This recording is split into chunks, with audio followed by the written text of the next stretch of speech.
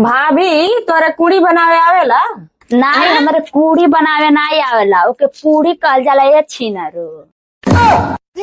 हाँ हाँ उहे कहा तनी पूरी पूरी उहे। नहीं हमके नाई आवेला। हाँ तो लिट्टी चोखा आवेला बनावे?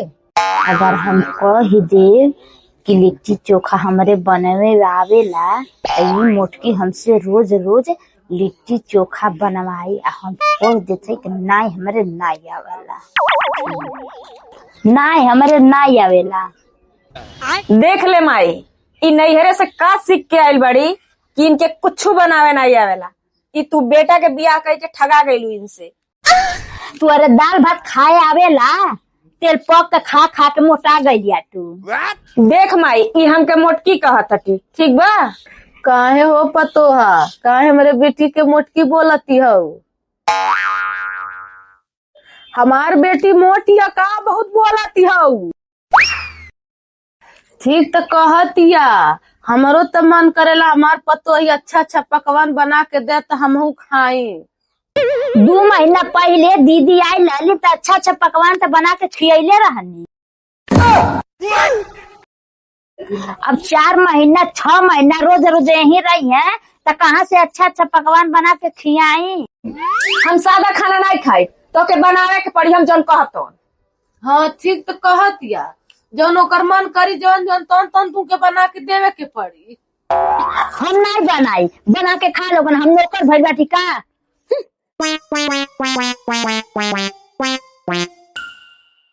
देख माई, तोर पतो बहुत खराब बिया, तोरो इज्जत नहीं करत बा। ते ठगा गईले, तोर पतो ही तो से जबान लड़ावतिया। देखो जान, तुमसे हम बहुत ज्यादा प्यार करीला। अगर तुहार दादा माई नहीं मनला तो हम तोके लेके भाग जाए। अच्छा ठीक बा, दीदी आवा दिया, ठीक बा रखत। एकदम लोग हमके नौकरानी समझ के रख दिहले बा। का भइल दीदी? कुछ ना। दीदी रे, तनी लिट्टी चोखा बना के खिया देती। चुप रहो, आज नहीं बनी, आज झगड़ा भइल बा, दूसरे दिन खइहा। ए पतोहा, हे आवा। हाँ अम्मा आवत है। बोली अम्मा जी, का बोलावत है? हाई ला हमारे यहाँ का खानदानी जेवर है। हमारे के यहाँ का परंपरा है, 1 साल हो जाला पतोही के अइले त ई सब दिहल जाला। तब दे अम्मा जी।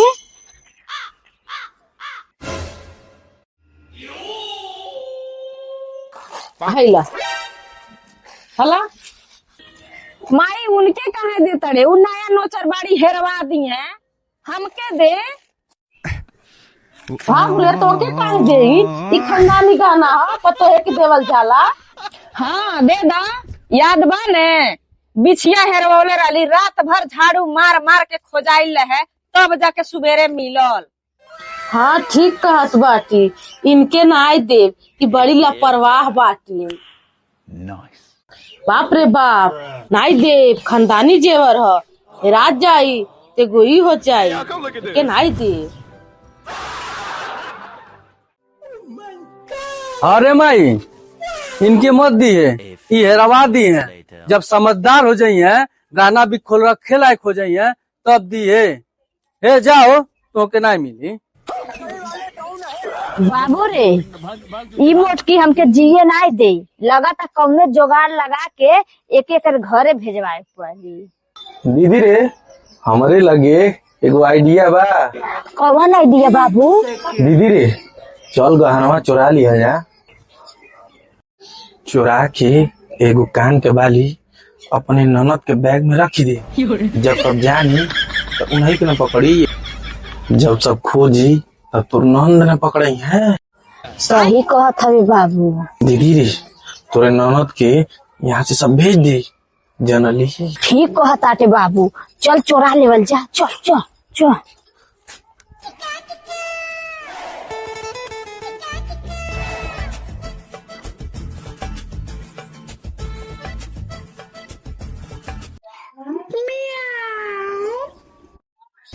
लगा तो घर में बिलार घुस गइल बिया का।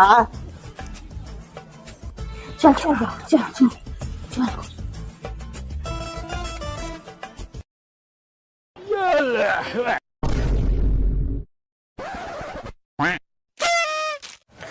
बाप रे बाप, बिलार परेशान करके रख देले बा। हई देख, हम पेटी में तलवो नहीं मले बनी, यही चबियो भुला गइल बाटी।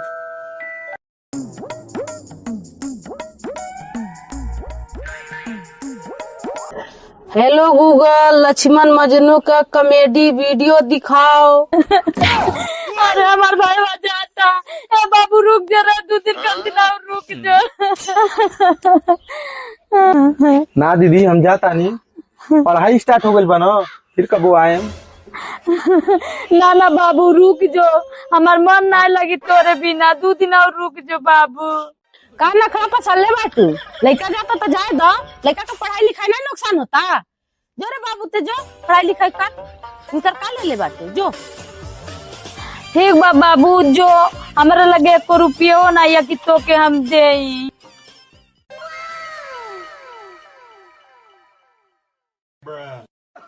अच्छा पतो वहाँ चुप रहा, न रोआ। भाई ढेर दिन नहीं रहा ना अपने बहन के घर, एक दिन तो जाए के बाद न रोआ। एक बात कही अम्मा जी, तनी अपन बिखोइया दे, हम पहन के फोटो खींच। हाँ काहे नहीं, फोटो खिंचाए खरतीन थोड़ी मना कैले हैं। चला तू के दे गहनवा फोटो खींचे खरतीन। चले चला चले अम्मा जी चले। हाँ फोटो खिंचाए खरतीन थोड़ी मना कैले बाटी, लेकिन ठीक से पहन के फोटो खींच के हमार दे दी। हाँ चलो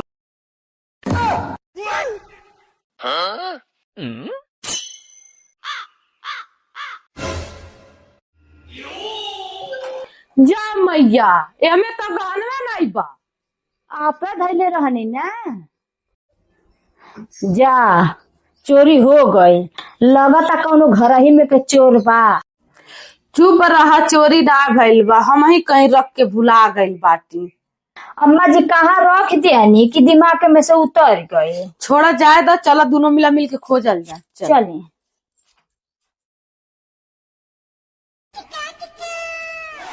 जा मैया, कहाँ रख दिले बाटी।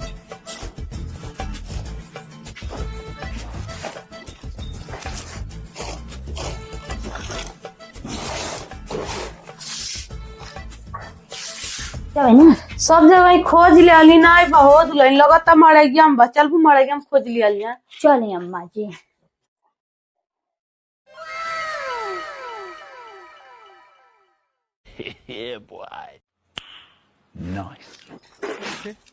कहाँ रख दिले बाटी, हम मिलते उलते ना आई बा।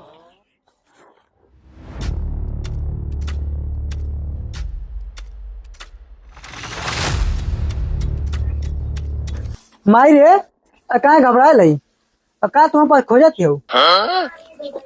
बाबू रे देखबे, जवन खानदानी अपन जेवरवा रहल कहाँ रख के भुला गई, वही के खोजत है। हाँ का कहते हो, हेला गल बिखोइया। चलो हम कहते कहाँ बा ना मिलता, चलो ते पता नहीं कहाँ लापरवाह सो पता है, खोजे देखा मिलत नहीं बिखो, ये घर के बिखो रहे। हाय क्या कर बेग है। अरे वो तो फुलमतिया के बेग है, ओमे का होई। ओ चेक करल जा, चेक कर। जा कहीं नहीं ना बा।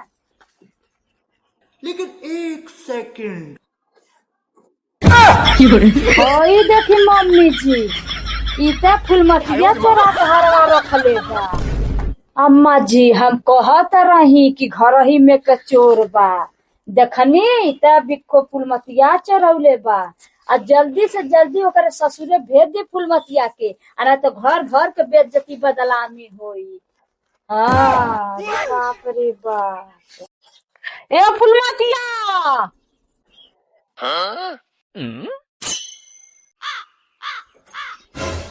का रे माई, पूरी सब्जी नहीं बनल है तो ई नहीं की फुल्की वाला आले तो तब फुल्की ले ले।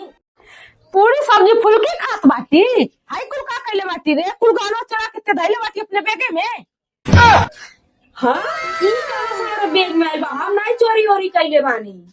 देखत है अम्मा जी कितना साफ एक्टिंग करत हैं, चुरा के अपने बेगे में रख ले लेती। आज सोचत हैं कि हम जनता नहीं आती, कितना साफ साफ झूठ बोलत हैं चट्टी कहीं के।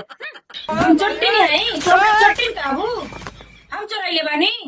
चुप, चुरा के रख ले दिया कर देती कि हम ना चले बाटी। तोरे चक्कर में पता है कि सामने बेइज्जत होके के पड़ा था। ये कुल हम सिखैले बाटी, ये हमारा संस्कार दिया ला तो चोरी करे के सिखैले रहनी हम। माई रे हम चोरी नहीं कैला बानी। चुपचाप रहो, हमारे नजर से दूर हो जाओ। जो भाग अपने ससुराल, बुला ले पौना के अपने घर भाग।